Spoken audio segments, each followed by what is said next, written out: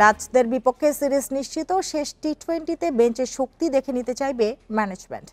একাদশে সুযোগ আসতে পারে সোহান, সাইফুদ্দিন, শামীমের। তবে জয়ের বিকল্প ভাবছে না টাইগাররা। অন্যদিকে হোয়াইট ওয়াশ এড়ানোর লক্ষ্য নেদারল্যান্ডসের। সিলেটে আন্তর্জাতিক ক্রিকেট স্টেডিয়ামে ম্যাচটি শুরু হবে কাল সন্ধ্যা 6টায়। এক ফ্রেমে 3 তারকা, 3 নেটে 3 ব্যাটার সোহান, সাইফুদ্দিন ও শামীম। নেদারল্যান্ড সিরিজের 3 জনের ভাগ্যই একই, কেউই ম্যাচ পাননি।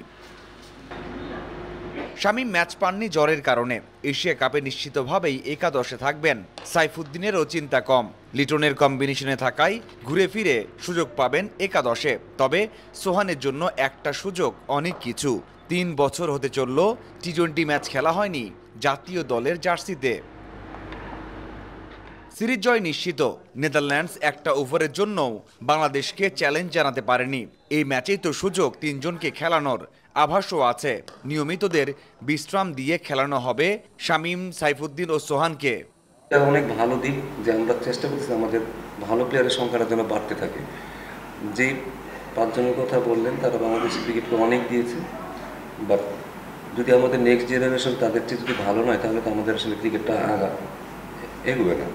তো এই ছেলেগুলোর জন্য ওইভাবে তারা নিজেদেরকে মেলে ধরতে পারে, তারা সামনের দিকে যেতে পারে, তাদেরকে সেই হেল্প করাটাই হচ্ছে আমাদের কাজ। এশিয়া কাপের আগে শেষ ম্যাচ, 20 ওভার এখনও ব্যাট করা হয়নি। তবে শেষ ম্যাচে বাংলাদেশ চাইবে পরীক্ষা নিরীক্ষা ও ব্যাটারদের সেরা প্রস্তুতি। সবার আগে জয়ের ভাবনাও থাকছে। নেদারল্যান্ডস কিছুতেই মানিয়ে নিতে পারছে না সিলেটের উইকেট কন্ডিশনের সাথে। শেষ ম্যাচেও কঠিন হবে ঘুরে দাঁড়ানো। তবে শেষের আগে শেষ বলতে নারাজ ওরা, অন্তত একটা জয় নিয়ে ফিরতে চায়।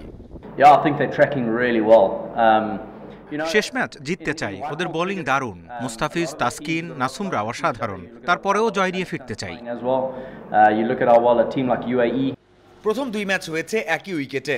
শেষ ম্যাচ হবে একেবারে নতুন উইকেটে, যেখানে রানের খেলা হবে বলে বিশ্বাস 2 দলের।